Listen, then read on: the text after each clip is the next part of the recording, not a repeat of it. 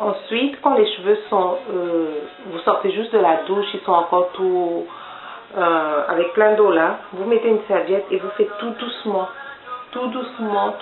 parce que les moindres gestes brusques vont casser vos cheveux. Alors vous faites tout doucement et quand ils sont à peu près à 50-70% secs, vous mettez un leave-in. Un leave-in, c'est un après-shampoing sans rinçage. C'est très important de mettre un leave-in parce que ça aide en fait les cheveux à continuer à être traités même pendant qu'ils sont déjà secs, que vous avez rincé l'après-shampoing et tout.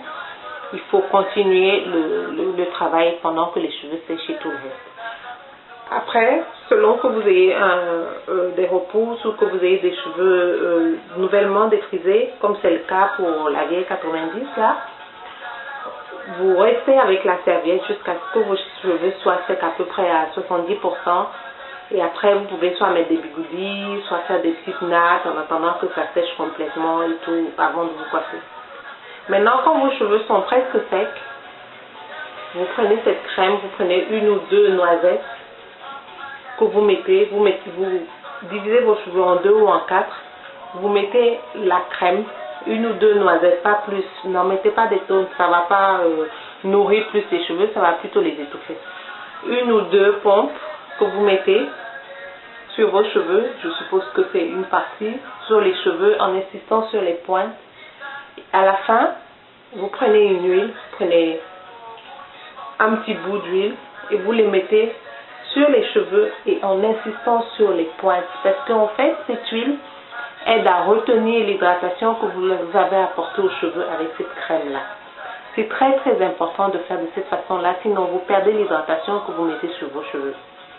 Ensuite, vous continuez votre routine normale, soit tous les 15 jours, vous vous lavez les cheveux, vous faites un soin avant le shampoing, vous faites votre shampoing, vous faites votre après-shampoing ou votre masque. Après, vous appliquez vos leave-in, vous hydratez et vous finissez avec une huile végétale que vous avez sous la main, l'huile de ricin, l'huile d'avocat, l'huile de coco, bref, l'huile que vous avez sous la main. Et puis, le tour est joué. Vous faites des coiffures les plus simples possibles. Ne faites pas de chignons super attachés, serrés et tout.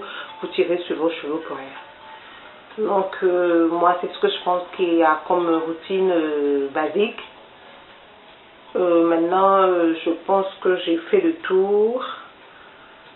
Si maintenant, il y a des parties que vous n'avez pas bien comprises ou bien d'autres inquiétudes ou d'autres interrogations, je suis ouverte et surtout n'oubliez pas, abonnez-vous et laissez-moi des commentaires. Merci de m'avoir suivi, j'espère que cette vidéo vous a aidé. Si ce n'est pas le cas, eh bien, posez-moi des questions et je vais vous éclaircir les parties que vous n'avez pas bien saisies ou pas. Donc je vais vous laisser et je vais revenir tout à l'heure en fait pour vous montrer comment j'applique mon huile normale sous le cuir chevelu. Je le fais à chaque fois dès que mes cheveux sont secs après le shampoing. Ça, j'ai oublié de le dire tout à l'heure, parce qu'il faut nourrir le cuir chevelu pour permettre aux cheveux de mieux pousser. Je vais vous le montrer dans la vidéo qui suit.